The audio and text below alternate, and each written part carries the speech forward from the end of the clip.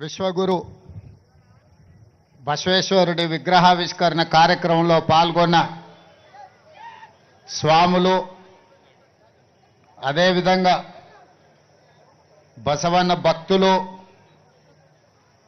ప్రజాప్రతినిధులు, ఇక్కడ విచ్చేసిన మిత్రులందరికీ కూడా హృదయపూర్వకంగా నమస్కారాలు, అభినందనలు. ఈనాడు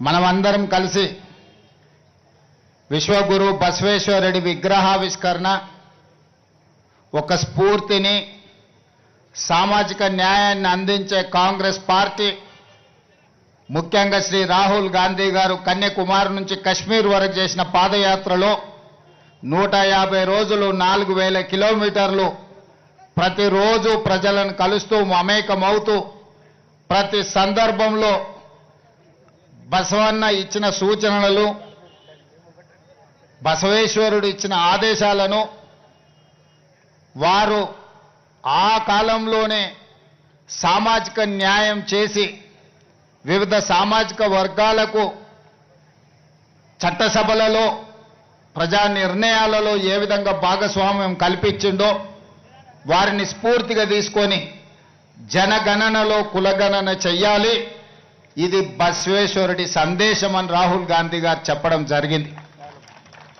ఈరోజు కాంగ్రెస్ పార్టీ రాహుల్ గాంధీ గారు అమలు చేయదలుచుకున్న సామాజిక న్యాయానికి ఆనాడే పునాదులు వేసి ఆ తర్వాత తరాలు జ్యోతిరావు పూలే, డాక్టర్ బాబాసాహెబ్ అంబేద్కర్ సరసన బసవేశ్వరుడు నిలబడి ఈరోజు ఈ దేశం యొక్క నిర్మాణానికి వారిచ్చిన సూచనలు, వారి సందేశమే ఈరోజు మన ఇందిరమ్మ రాజ్యానికి, మన ప్రభుత్వ పరిపాలనకు ఒక సూచికగా భావిస్తూ వారి సందేశాన్ని తీసుకొని మన ప్రభుత్వం ఈరోజు సంక్షేమ పథకాలు అమలు చేయడమే కాకుండా సామాజిక న్యాయాన్ని ఈరోజు అందించాలన్న లక్ష్యంతో పనిచేస్తున్నాం. నాకు ముఖ్యమంత్రిగా బసవేశ్వరుడి విగ్రహావిష్కరణ వారి జయంతి సందర్భంగా కూడా నేను రవీంద్ర భారతిలో మిమ్మల్ని అందరినీ కలుసుకోవడం జరిగింది. వారి స్ఫూర్తిని మనం చర్చించుకోవడం జరిగింది. భవిష్యత్తులో కూడా మన ప్రభుత్వం తప్పకుండా బసవేశ్వరుడి సూచనలను, వారి ఇచ్చిన సందేశాన్ని తీసుకొని ముందుకు వెళ్తుందని తెలియజేస్తూ మరొక్కసారి ఇంత అద్భుతమైన బసవేశ్వరుడి విశ్వగురు బసవేశ్వరుడి విగ్రహాన్ని ఆవిష్కరించిన ప్రతి ఒక్కరికి మనస్ఫూర్తిగా అభినందనలు తెలియజేస్తూ మీ అందరి దగ్గర సెలవు తీసుకుంటున్నా. మీరందరూ కూడా అక్కడ బహిరంగ సభకు వస్తే మిగతా అన్ని అంశాలను అక్కడ మనం మాట్లాడుకుందామని తెలియజేస్తున్నాను. ధన్యవాదాలు మిత్రులారా.